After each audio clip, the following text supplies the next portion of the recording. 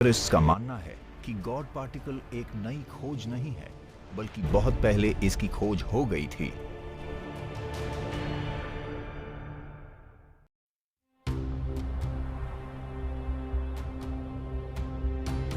चंडीगढ़, भारत। हिमालय के पास बसा ये भीड़ भाड़ वाला शहर भारत के पंजाब स्टेट की राजधानी है। विद्वानों का मानना है कि भारत के उत्तर पश्चिम में बसे इसी इलाके में वो धार्मिक ग्रंथ लिखे गए थे जिन्हें वेद कहा जाता है। उनमें ऐसी कहानियों को लिखा गया था जो कई पीढ़ियों से लोग एक दूसरे को सुना रहे थे। खुद हिंदू परंपरा कहती है कि इन वेदों को लिखने का काम आज से पूरे 5000 साल पहले किया गया था, लेकिन इनमें लिखे श्लोकों के बारे में काफी वक्त पहले से ही भारत के लोगों को जानकारी थी। हम जानते हैं कि दुनिया की किसी भी और किताब से अलग वेदों का एक भी शब्द आज तक कभी बदला नहीं गया है, क्योंकि लोगों में ये मान्यता थी कि वेदों में कोई बदलाव नहीं किया जाना चाहिए, क्योंकि वो पूरे यूनिवर्स का प्रतीक है। हिंदू मान्यताओं के मुताबिक वेदों का जन्म धरती पर नहीं हुआ है, वो रहस्यमय जगह से आए हैं।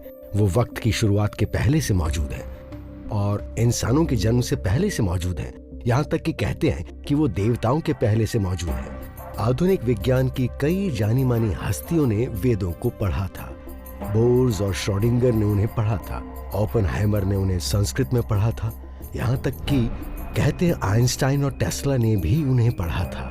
नए जमाने की सोच पर इनका गहरा असर रहा है।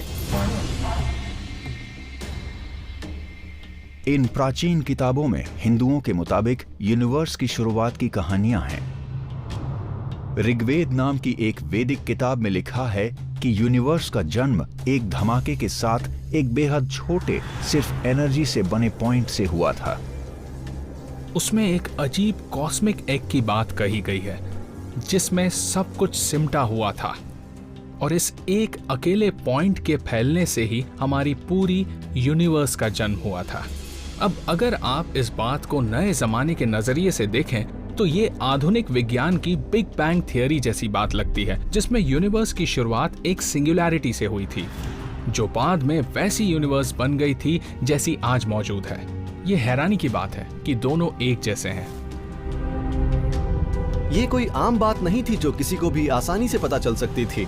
ये एक ऐसी धारणा थी जिसे हमारे वैज्ञानिक भी 20वीं सदी की शुरुआत तक समझ पाए थे, लेकिन फिर भी इन सब किताबों में ये जानकारी मौजूद थी जो कि ज्यादा नहीं तो कम से कम 3000 साल पुरानी तो थी।